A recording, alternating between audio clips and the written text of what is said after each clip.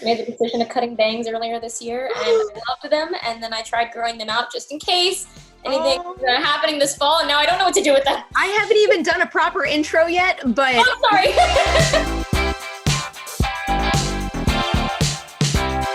I've always wanted bangs. My manager was very hesitant. He was like, what if it like changes your look too much? And I was like, what about curly bangs? What about like, cause they can hide easily. So like if they, if it's not the vibe, then we can like hide them. But like, if it is the vibe, I get to wear them. And he was like, okay, fine. You do your curly bangs. And that was how I convinced him to let me do it. I loved having bangs, but it has been a learning curve for sure. So wait, do you have bangs now, or are they in the growing out phase? They're growing out right now. Okay. I stopped trimming them in May because I didn't know how to trim them myself. And so the last trimming I got was before quarantine started in like March. And then I was like, I'll just like let them grow out to like a side sweepy length, but I have no idea what I'm doing. So growing up, I think, when like you hear something from your mom and it's not true, but you get a fear because of it. My mother made me terrified of cutting my own hair. And since lockdown happened, like my bangs grow out of control and I've been so afraid to cut them, but I finally started doing it. And I stand there in front of a mirror, like trimming them hair by hair because I'm so afraid to ruin it. That's where I've learned how to cut hair. Not my own, was not bold enough, mad respect. But my boyfriend, he hates his hair getting long. He says it grows like out, not down. And so he freaks out when it starts getting too long. And he started getting nervous. He was like, okay, like, it's been a couple months. It's getting really annoying. Like, what do I do with it at this point? I was like, okay, I get the hint. Yes, come over. I will learn how to cut hair. So I learned how to cut hair. Oh my God. I don't think there's a better way to start this episode of Collider Ladies Night than to talk about your journey with bangs. I feel like plenty of people have cut at least metaphorical bangs during quarantine. You know what I mean? We've all gone through that weird moment where we're like, what do we do now? Either that, where they just play it through mentally, or there's some sort of app with a filter to tell you how you would look with a certain that is true. I might have done that a few times. So this is your new episode of Collider Ladies Night, and I am here with the wonderful Mary Mauser from Cobra Kai, and you already know how much I adore that show, but I'm so excited to kind of like get to take a step back and learn a little bit more about you and your craft and how you came into all of this. So starting at the very, very beginning, I love asking, what is the performance, the movie, or the show that made you say, I gotta do that, I gotta be an actor? I don't even know that there was something specific. Okay, when I was really, really little, I was on my church's TV channel. I'm from a small-ish, community-wise, small-ish town in Arkansas. And I didn't really know that was even an option, but like I was on our like TV channel when I was like 2. And so I always loved, I guess, like entertaining in a way. And I had a little sister, I still have a sister, 14 months younger than me. So we were raised like twins, and we would just wreak plenty of havoc and put on our own shows all the time. But I actually didn't start acting by like a pre-decided thing. I was 5, I had just turned 5. And we were going to visit my mom's friend in Pennsylvania. She had just gotten her son into acting, and they were doing an open casting call there for a 5-year-old girl. And she was like, how fun would it be? You guys are coming on vacation anyway. Why not audition your girls? And my mom asked my sister and I and my brother, who was accurately the right age for the brother role, and was like, hey, do you guys want to go audition for something? They're like, yeah, sure. So she took us out into the front yard, and we did our first headshots, me on my bike. That was my headshot. And went and auditioned for it, and I ended up being the photo double in the movie Signs. And then from that point on, I fell in love with being on set, meeting people. I got to sit in the big director's chairs. I got fed chicken nuggets when I rejected everything else from the lunch table. I got Crunch bars every day from Crafty. I was like living my best life in that moment. So my parents luckily allowed me to stick it out. So I know you were really, really young at that point, but do you remember anything about observing Abigail Breslin and saying in your head, like, I can do that too? I think I genuinely didn't know I was a photo double. Like, I didn't know the difference between that and an actor and a stand-in. So there were multiples of us who were, like standing in, or like my role as a photo double at that age, for, I guess, people who don't know, you can only work a certain amount of hours. At 5, I think you can only work like 5.5 hours or maybe less than that. So Abby did all the talking and all the face stuff. And then everything other than that was me, like being like, you know, legs or back of the head or like just an arm or anything like that was me. I had no idea what it was. Like they hit record on the camera and I did the thing. And then I was, you know, sometimes I would even say the lines because like she would already be wrapped for the day. I had no idea what a photo double was, but I was totally fine with it. I don't think I knew enough yet to care whether or not I was even on the camera, whether or not anyone even was going to see what I was doing. Like to me, it was a giant version of playing house. And everybody like played their role. It was way easier than with my sister who refused to play the role that I wanted her to play when we would play house. Everybody in this world just like did what they were supposed to do. It was great. So when you watch Signs now, like, do you kind of look around the movie and say like, that's me right there? There's one moment I was watching, I haven't watched it in years. And then this spring I watched it for the first time with my boyfriend because he knew that was like what started. And I was like, yeah, I think I'll be able to spot me. I know that there's a point at which at near the end, there's like a flashlight that rolls into frame and it's just Beau's feet. And that's my feet and my hand that picks up the flashlight. I knew that one. The one time I almost messed up real bad was we're like coming out of the cornfield and I was on Joaquin Phoenix's hip, like he was holding me and my face was supposed to be buried backwards into his, like over his shoulder so you wouldn't see me. And it was a dead silent scene. There were no lines, and we were just supposed to like slowly walk into the scene, and they were like looking around at all the cornfields and everything. And so me being an impatient 5-year-old, I didn't know when the take was over because I didn't hear cut, but I didn't know. So I got bored just looking back at nothingness. So I tried to like turn my head around to like look and see what we were doing. And Joaquin Phoenix grabbed my head and just shoves it back into his shoulder so that like I didn't ruin the take. And we were watching it. My boyfriend was like, hold on, pause. I think I saw your face. So there might be like a fraction of my cheek in there or something. I watch that movie all the time. And now I'm going to go back and I'm going to look for that exact beat. So at that point, you get the photo double gig. Do other opportunities start coming in at that point, or is there, I guess, a gap between that and you actually hitting that moment where you're like, yep, that's going to be my career?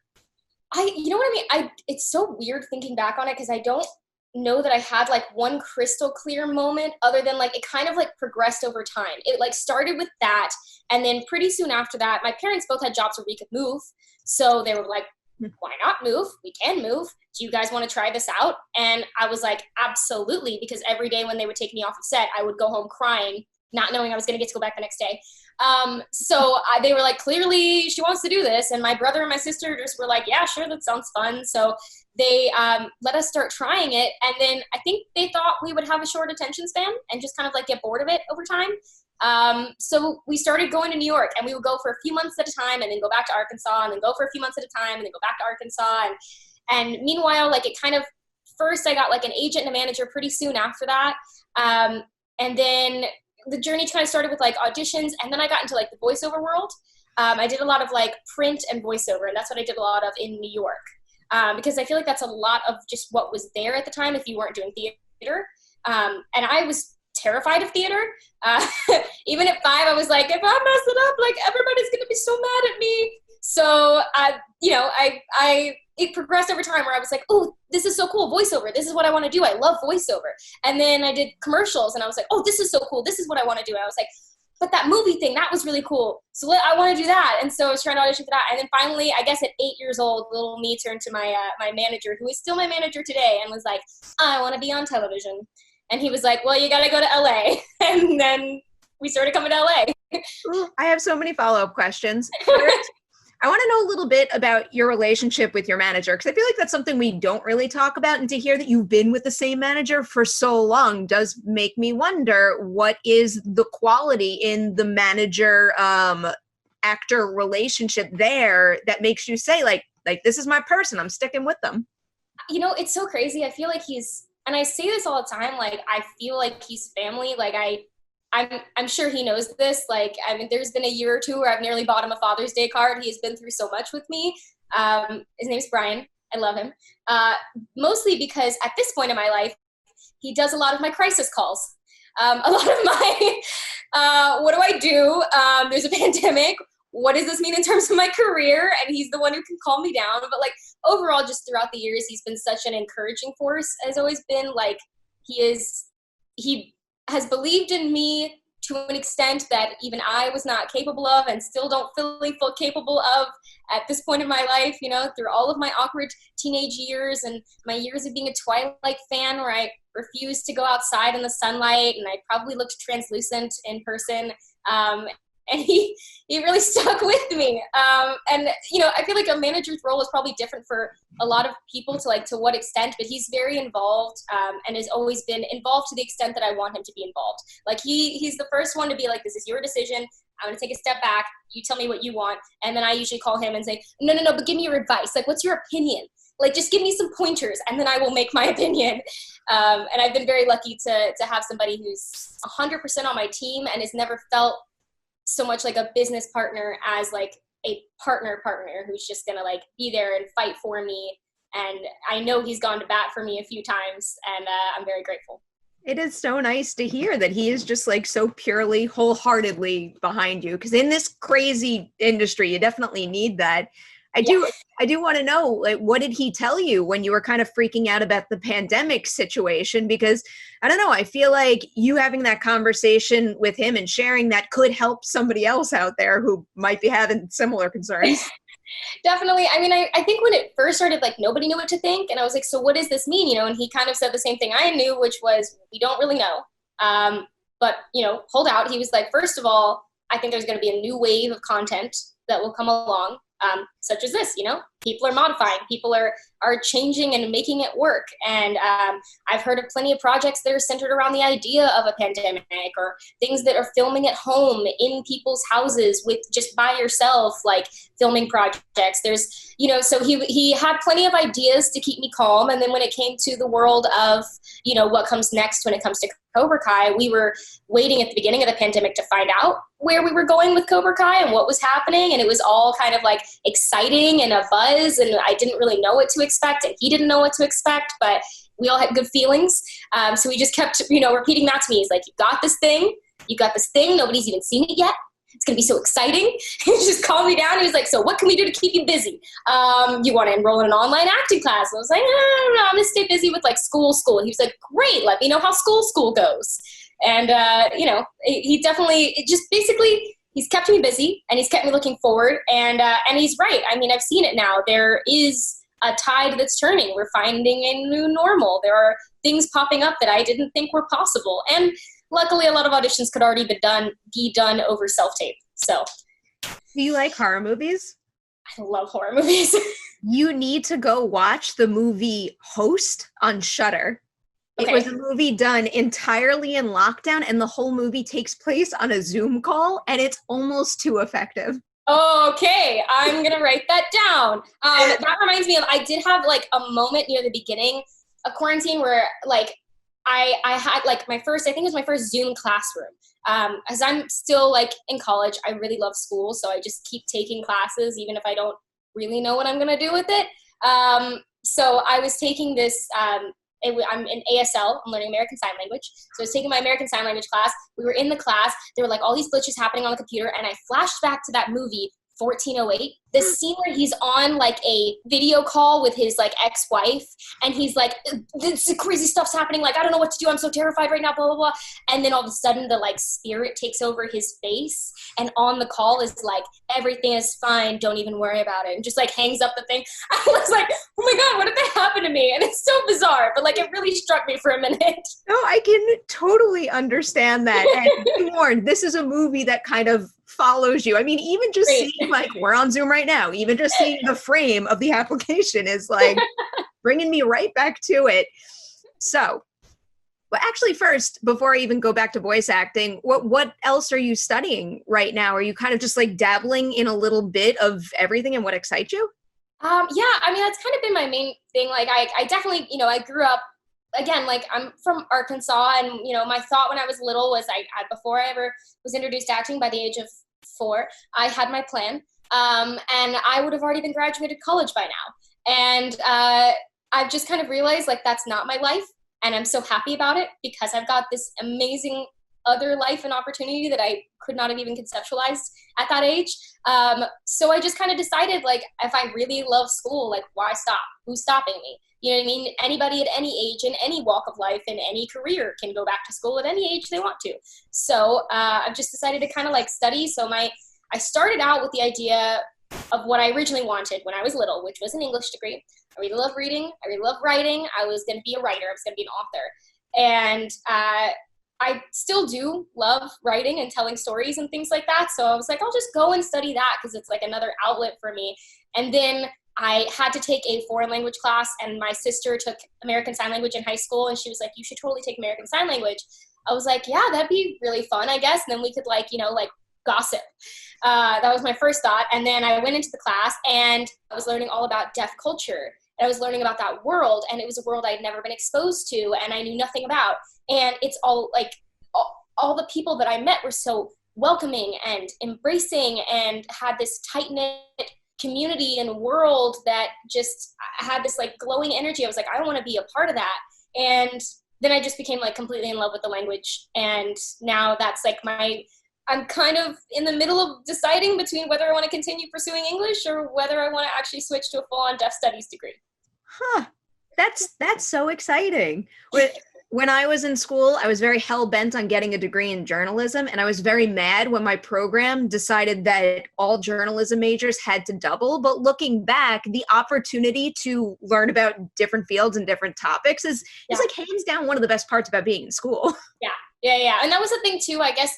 I'm so like, I grew up, you know, knowing like from a very young age when I found acting, I've been very passionate about it. And my parents always gave me the out. They always said, you know, you can walk away at any time. I was very lucky in that way. But I loved it and I wanted to keep going. And so I just always assumed like my career was decided. Like, I'm done. This is what I want. I want to be acting until I'm Betty White and above. Like, I like that. I just want to act until I literally physically cannot perform anymore. I want to, you know what I mean? So I was just like, that's it. And then, like I said, I love school, so I stuck with it. But now I'm kind of in this world where it's like, oh, I could actually like have this thing that I love and also pursue this other thing that I love. And that was really eye-opening for me in a weird way. I guess a lot of kid actors, you know, do end up kind of on that path where you're like, okay, I already know what I'm going to do. I'm 12 years old and I'm done. This is it. But it's been exciting. So going back to what you said about voice acting and also theater. So it sounds like you're really comfortable in the voice acting booth. Do you think that there is a future where you could take that, you know, the comfortable sense of being in a booth and applying it to a stage program? Do you have the itch to, you know, give that a go?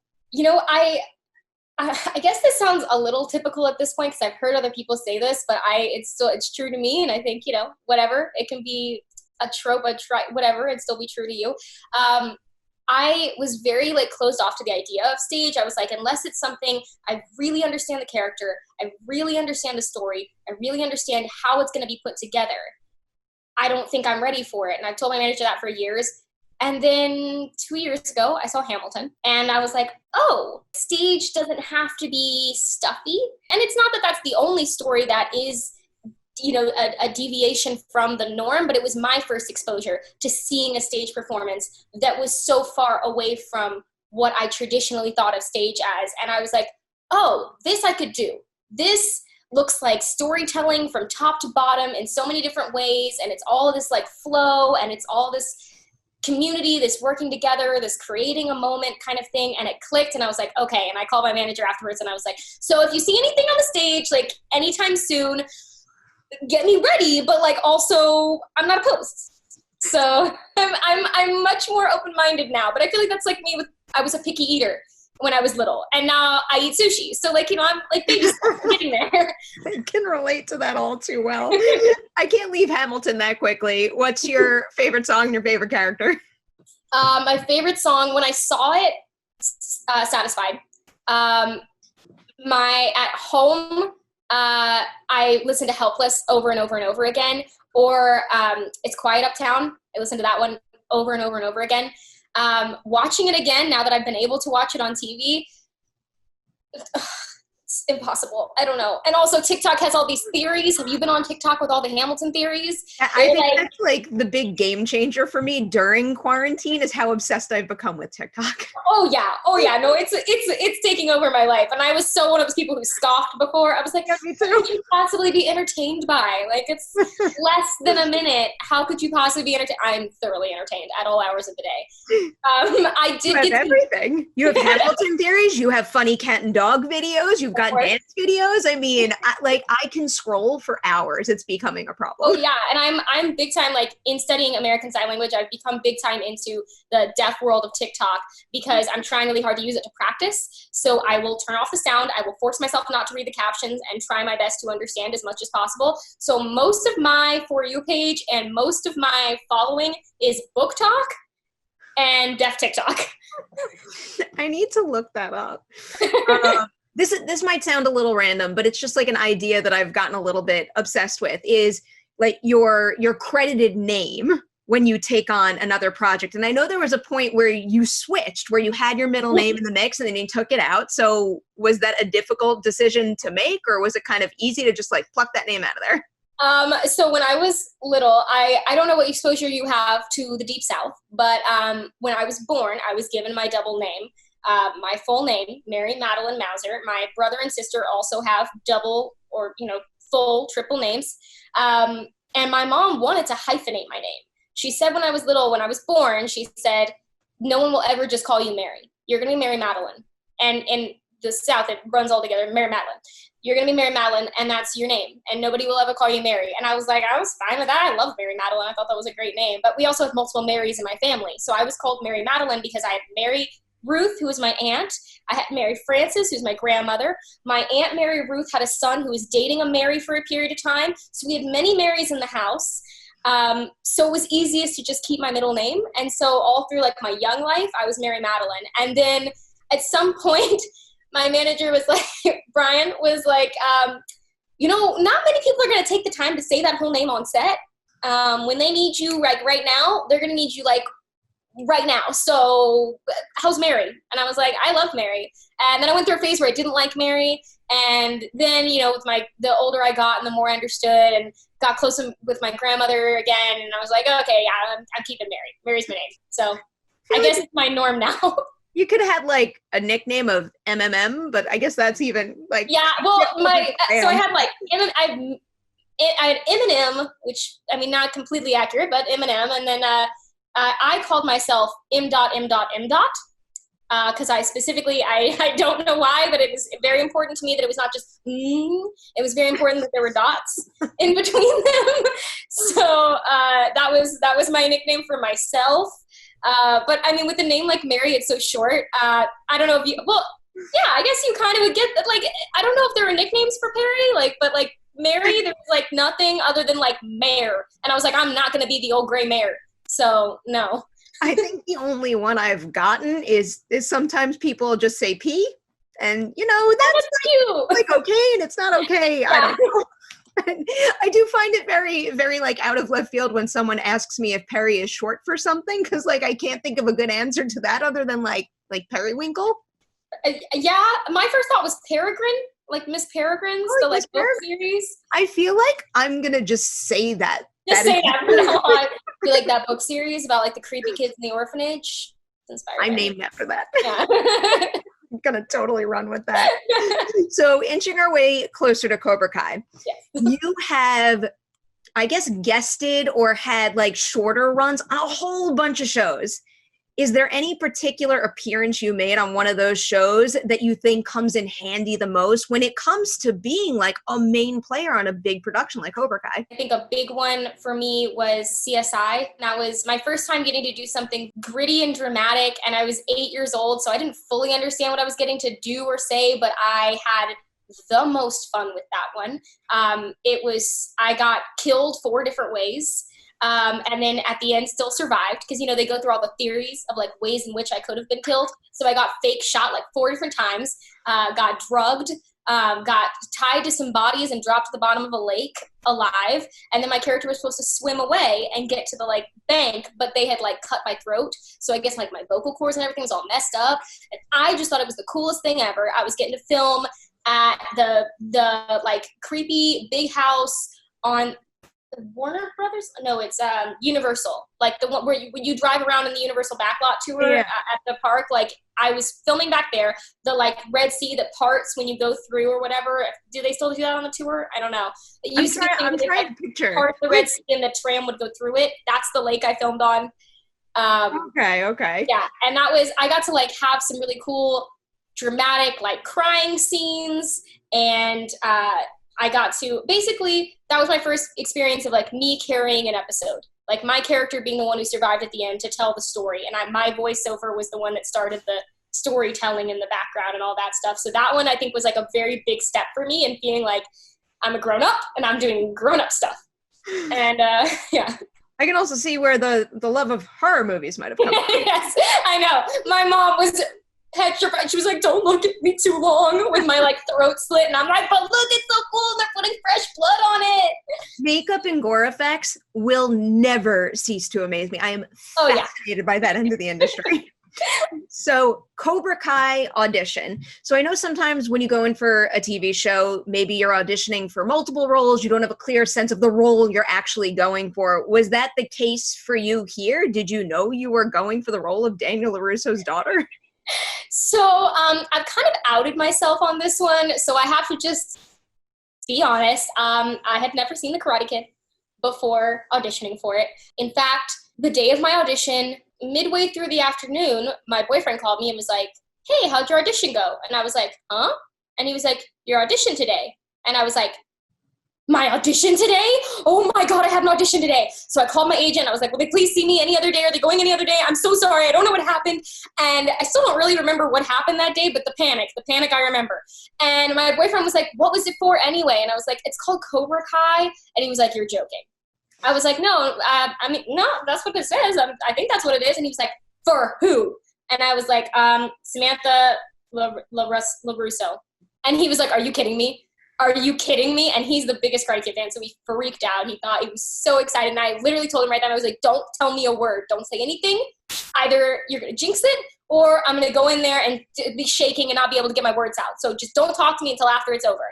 And after it was over, he was like, how'd it go? I was like, think it went well. I don't know.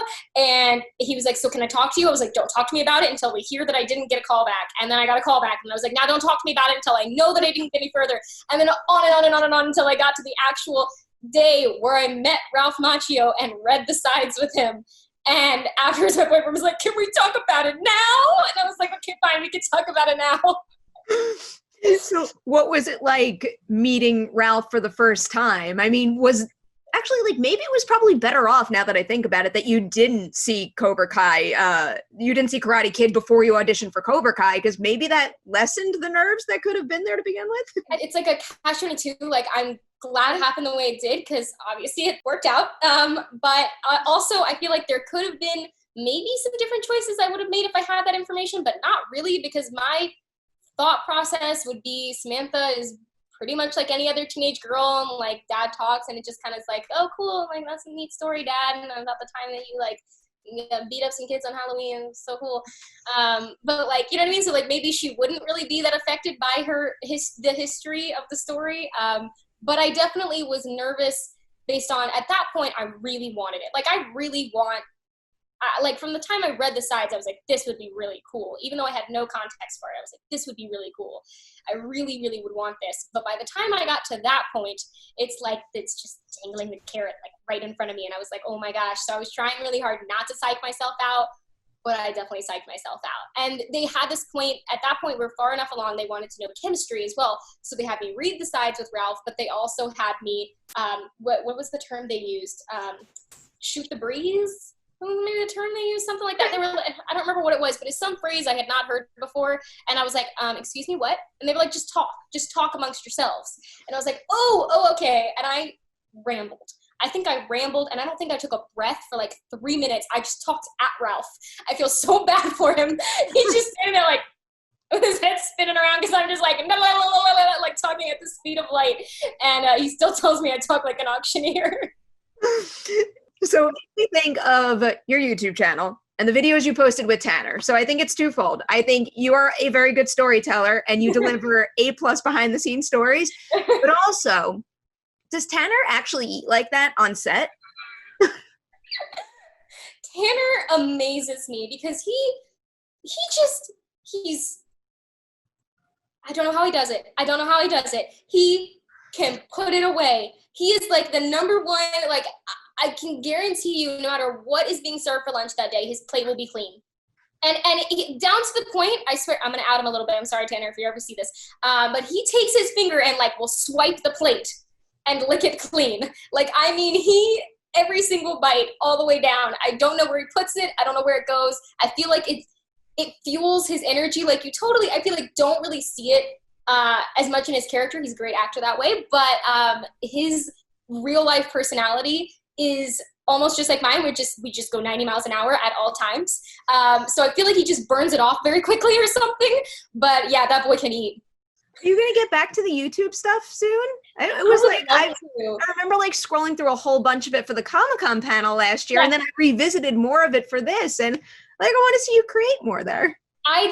So what kind of happened was I planned out all these videos I was going to shoot when I went to film last fall.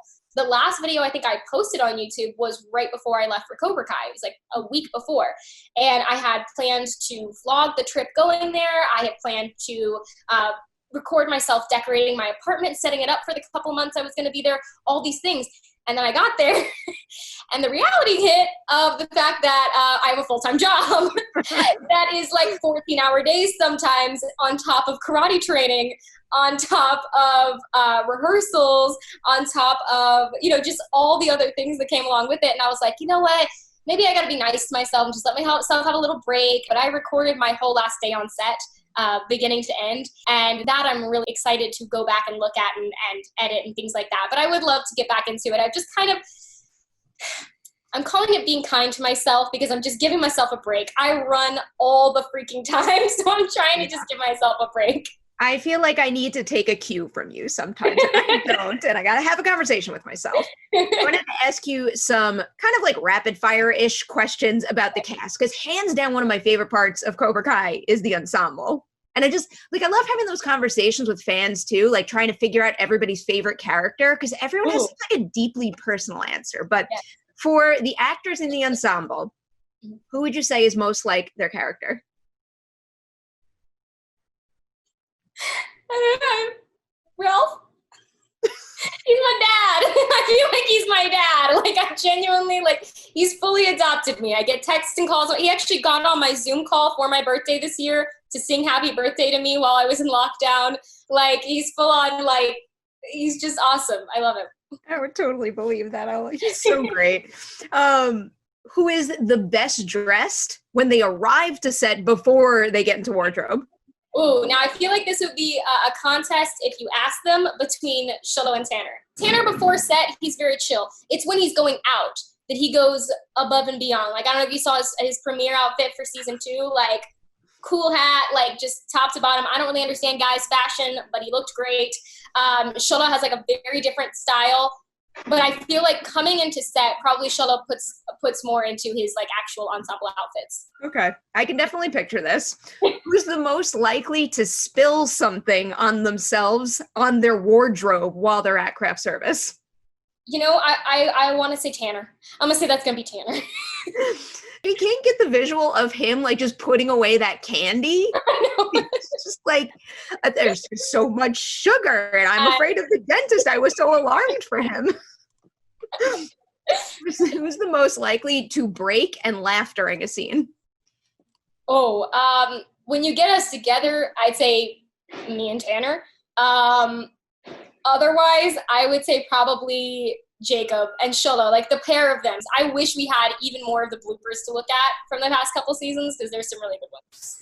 Here's more of a processy type question. So again, you're working with a huge ensemble. If you had to isolate 2 members of the cast that have polar opposite prep processes before they jump into a scene, which 2 people would you highlight? Honestly, Ralph and Billy, they're pretty true to their storyline. They're pretty polar opposites, I feel like, going into the moment before. They are, and they're just like, so they're so perfect in the roles and they're so perfect together. I still like, even though we are almost 3 seasons in, I don't know. It's just when you look at a classic like Karate Kid and you hear about a reboot, especially nowadays where we get like nonstop reboots all the time, you get precious about it and you don't think they're going to do it justice. And I don't know, you've heard me say this enough. You guys do. It's so good. Well, I mean, I feel the same way, like being, especially that I didn't have any exposure to the Karate Kid before, so I didn't even have anything going into it, but I watched it right before I went. And that's when the pressure was just like sky high for me. So I was like, oh, that's what I'm getting myself into? Are they sure they want to trust me with that? And then, you know, what they've created out of it, it's, you know, I attest it to who I call the three amigos, but Josh, John, and Hayden. I think they care about the project so deeply. Yes. I also actually, bringing up John and Hayden in particular, I love hearing about a director's process when they're working in tandem. So what is it like working? Have you ever even done that before? Worked with a pair of co-directors on something? No, I don't think I ever have. It's definitely interesting. Like, it's interesting. So the two of them, when they are in director mode, that then leaves Josh in producer mode. But you have all three heads still kind of working together. But the two of them in tandem, it's so funny. Like, I've had moments in scenes where, like, John will come in and give me, like, a note. And his are usually more broad strokes, his notes. So he'll be like, you know, maybe, like, think about this. And then he leaves. And then Hayden came in this specific scene. And he came in and he was like, all right, so here's what I want you to do. And it was completely different. And I was like, whoa, wait. Hold on, but John just said, he was like, oh, no, we talked about this. This is what you're going to do. I was like, okay. And then John comes in, he's like, all right, so just keep in that, like, moment before in your head. I was like, no, wait, but Hayden just said something completely different. And so the two of them had to go separately talk and then come back to me to tell me which one I was supposed to do. And we ended up finding a happy medium for everybody. I feel like having two sets of eyes. I mean, you explore all the creative possibilities. Totally. And that's the other cool thing, too, is a lot of times they'll take turns with the takes. They'll be like, now let's try this version. Now let's try this version. So I'm sure when they get to the editing room, they have very different versions of the scenes, which I can only imagine is really cool to watch back like that. So you bring up working with Billy before, and like, I know you haven't had that many scenes with him, but I think this could make this question especially interesting. So we get to grill you guys all the time, but I don't know how often you get the opportunity to ask about like your co-cast's experience working on the show. And I'm talking to Billy next week. So, you know, if you could ask him a question about his experience making seasons 1 and 2, what would it be? My question I haven't ever asked, and I meant to ask early on, but I've always felt too like, you know, like, oh, that's not my place. I feel a little scared, even though he's like the nicest guy ever, is probably like, how much of like his Johnny now he had thought about in the years before somebody approached him about having his own storyline. So I know he had his own version when he filmed The Karate Kid of who he believed Johnny was and who he had created Johnny to be. But like how much of that thought process had gone in those in-between years, or just when somebody gave him that opportunity, is that when the process started of thinking about, okay, yeah, that's how this aspect plays into this. Like if he imagined where Johnny was. You know what I mean? Yeah. I'm going to pass that to him and then I'll pass it back to you. Okay, cool. All right. So I just have one season 3 question for you because I know you can't talk about it, but maybe just like maybe even from like your perspective and not necessarily where Sam's head is at. Given what happens at the end of season 2, do you think someone can ever truly forgive someone else for what Robbie chose to do at the very end? You know, I feel like that's kind of the cool aspect of it. And I think the cool thing that this show has done throughout is showing you the other side and showing you like how somebody could come to make decisions like that maybe would make no sense if we were watching only Jacob's character is like Hawk's storyline, and we had never had any of the other contexts, like what Robbie or Samantha would look like to him would be completely different to maybe what they look like because we have the why they made those decisions. So I think that's the cool aspect like about this show is that it, like you said, everybody has their own favorite character because everybody identifies with different aspects, and because there's justification in almost all of it, it's just what fits with you, like what feels right to you. And I think, you know, Samantha has a lot of sorting out to do when it comes to that. She has a lot of healing, rebuilding, coming to terms with, and figuring out the aftermath of what happened at the end of season 2. That's a huge amount to take on for any human being, much less a teenager in the midst of it all. But definitely for me, Mary, I would say it would take more than just words. I still can't believe how far you guys pushed it at the end of season 2. It's like the ideas were very like meaningful and realistic before then, but like, whoa, that just really went for it. And made me it was so fun that way. And it was like fun when we were doing it. I remember just the energy in the room being completely electric and being like, oh, we're creating this super cool thing. And then watching it back, the energy is like so different. Like I'm from the perspective of a viewer, like, oh my God, my heart. Like, I don't know what I'm in panic. What am I going to do? Like, I can't do anything. I'm sitting here. But like in the moment, I remember it being like high fives all around. We were like, this is so cool. And then watching it back, I'm like, oh my God. Yeah. It's pretty dark. Yeah. And then meanwhile, I'm on like social media looking at behind the scenes clips and you guys are having a blast there. I know, there's over it's like, like all scratched up, scarred up, bloody. So before I let you go, some rapid fire questions just for you. Okay. First, do you collect anything? Yes. A lot of things. I'm a collector type, but right now it's books, and it has been for like the majority of my life. I love to read. I am very environmentally conscious in as many ways as I can be. That's the one that gets me. Just holding an ebook's not the same as holding like a hard copy book. Is there a specific type of book or genre you're drawn to? I'm more fantasy than anything else. It's my little escape world. But I mean, I was a twihard. Okay. Big time. I still am. Finished Midnight Sun in 3 days last week. Wait, so did you really not go outside for a while because of Twilight? Oh, I failed PE in 7th grade because I refused to walk in the sunlight because I didn't want to get too tan because I wouldn't look like a vampire. So I just walked back and forth in the shade, and I ended up getting an F in that class. My mom was like, look, I don't even know what to say to you at this point. I was like, I'm covered in glitter and I'm happy. Think of a fandom equivalent that I might have been through. But like, I don't think it came until later in life when I decided to get a tattoo for my favorite movie. Like, but as that's one I would love to do. Obviously, I'm very limited on canvas space, but I have so many ideas. What would you choose if you had to get a tattoo to kind of, I don't know, like represent your favorite like book, your movie of choice, anything at all? I thought about it, but like I don't know if there is a Twilight tattoo I would ever get. I think that one just lives in my heart. But for Harry Potter, I have wanted the Dark Mark like right here or the Deathly Hallows like very badly. Yeah. I understand that. I feel like I've like been on Pinterest like looking at Harry Potter minimalist tattoos. Yes, exactly. That's it. I'm like, what is very easy for a makeup artist to cover up? That's probably a good way to go about it. Yeah. I'll give you 3 more. First, what is the last show that you've binge watched? I have been rewatching Criminal Minds. Big time Criminal Minds fan. All right, let's just jump to my serious one. Okay. What is the biggest fear that you've managed to overcome? I am a very competitive person, but not competitive with other people as much as with myself. I hold myself to a ridiculous standard, apparently, in comparison to, like how open and easygoing I am with everybody else in my life.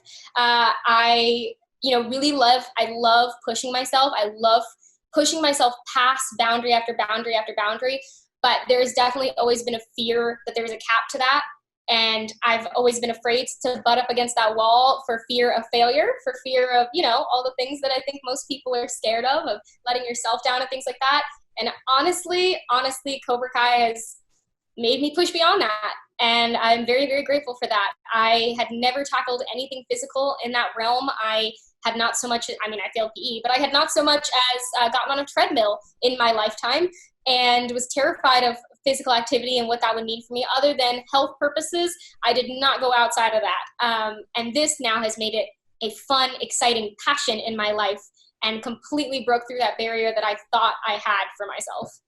I absolutely love hearing that. I also remembered my other question because you haven't been in a feature film for far too long. I think it was Alexander in like 2014 or something. So you had the opportunity to join a film franchise of your choice. What would you pick and why? Ooh, okay. So, along with my whole reading kick, there's been so many different book series that I've been like, oh, this would be so cool to turn into. Oh, this would be so cool. So there's like several that I have on my mind right now. One of the big ones, I don't know if you're on Book Talk, but one of the big ones that the book side of TikTok really loves is the book series ACOTAR, A Court of Thorns and Roses. And I would absolutely love to jump into that realm because there's fairies and magic and war and craziness and people with wings and incredible powers and all kinds of stuff like that. And that's like my realm. I need to go check that out. I feel like I've been slacking in the reading department right now because usually I read or I listen to audiobooks in the car, and I'm not driving anywhere right now. Oh, so I do the same thing, which is why I finally I went through like so many audiobooks. I love listening to books. And then, I would do it on my like commute to and from work, or I would do it to and from school. And now that I'm not doing anything, I was like, I'm not like getting through any books. So my boyfriend and my sister and I started a book club, and we started taking it chapter by chapter and making an audiobook by reading it out loud to each other. And so we alternate and take turns, and we've gotten through 6 books. We are on the last book of the Mortal Instruments series by Cassandra Clare. That's one I have dug into a little bit. Yeah, it's a fun good reads. Yeah, totally. It's what I was looking for was something to get me out of the book slump. You know what I mean? Something to get me out of the reading slump of like not knowing what to do with where to go with it. And like I loved that series when I was in like middle school and high school. So that was where we started back. Solid choice. You inspire me to create a book club. Oh, awesome.